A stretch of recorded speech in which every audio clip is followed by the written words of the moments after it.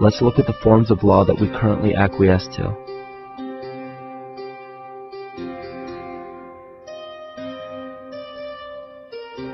A common misconception among people is that any rule or regulation that governs them falls under one category, law.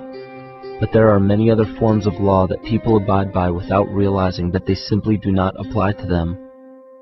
Another misconception is that a nation's constitution gives us our rights. A constitution does nothing more than list the rights that we already have.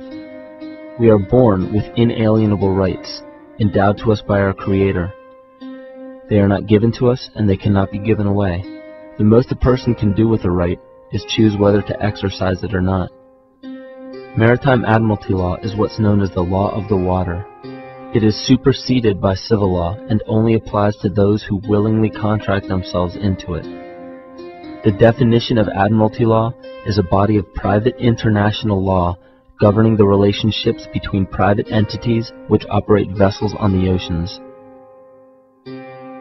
Let's look at how and why a form of law that is fashioned to govern corporations, businesses, and vessels has imposed its rule over natural human beings. This is all done through a form of word magic. A simple perversion of language has made it possible to convince people around the world that these alternative laws apply to them. One of the predominant beliefs in modern culture is that licenses, permits, registrations, and other forms of documentation are required to operate motor vehicles, use public roads, build structures and establishments, engage in free enterprise, and much more. Sadly, these beliefs are based on little to no investigation whatsoever, and are false. This belief structure is perpetuated by Maritime Admiralty Law. This form of law was originally created to govern ships docking in foreign nations for the import or export of products and resources. It deals with banking and merchant affairs, not civil affairs.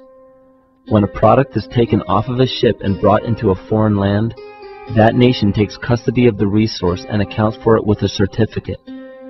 That certificate marks the birth date of that product in the custody of the respective nation.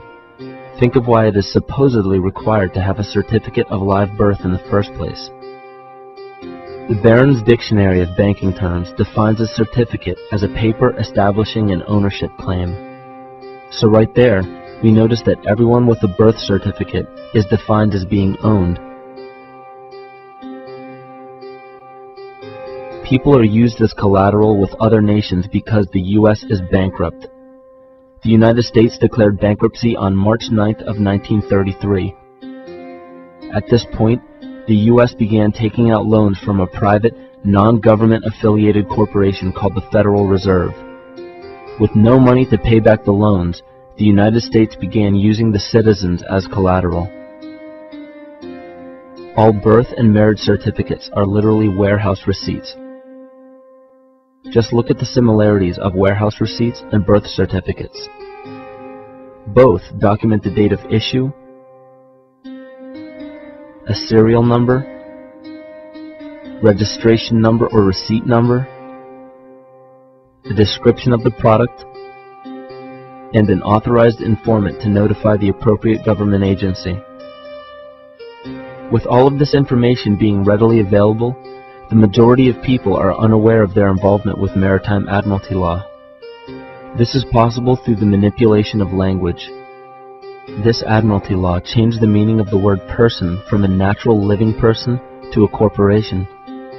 Driver's licenses, vehicle registrations, auto insurance forms, building permits, gun permits, work permits, tax filing documents, birth and death certificates, traffic citations, and many other forms of documentation that were once believed to be absolutely necessary only applied to persons or corporations. Upon signing such a legal document, you are indirectly waiving your rights under the Constitution and lowering your status to that of a corporation that is created with the same exact name as you. The only way to reconcile your true name from the name of the corporation is to take notice that the corporation has its name in all capital letters. This is known as capitis diminutia maxima. You may take notice that your driver's license, birth certificate, social security card, insurance cards, and more use all capital letters to legally represent the corporation with your name, not you. The corporation is known as an artificial person, whereas you, the human being, are known as a natural person. This deception goes even deeper when it comes to the courts that we attend.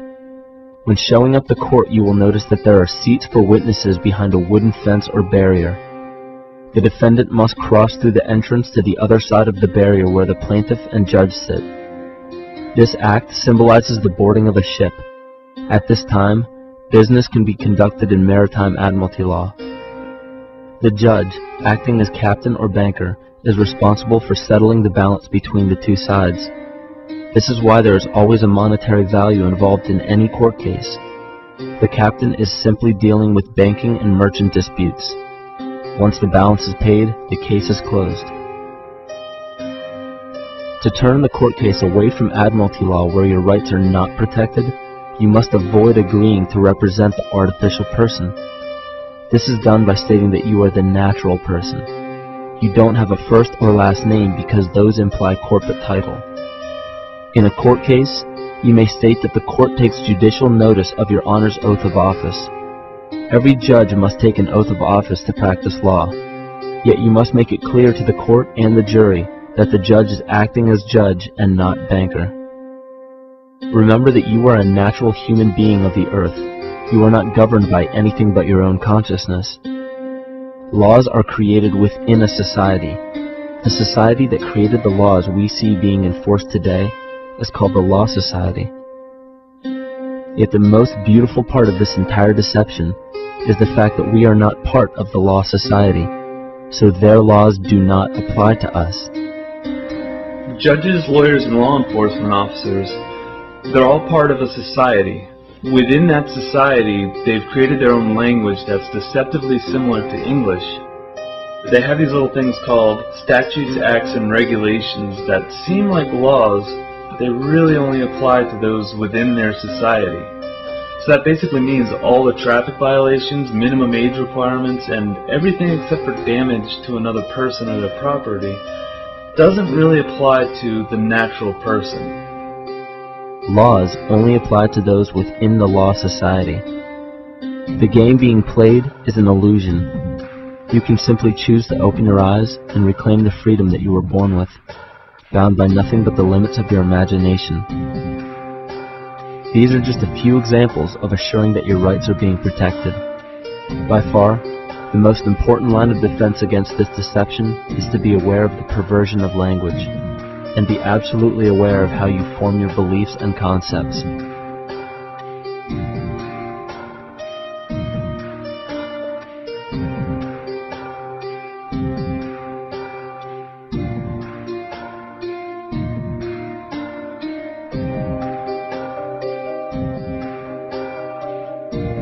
In all forms of the perversion of language, there is a mirror reflection of this in the microcosm of the psyche.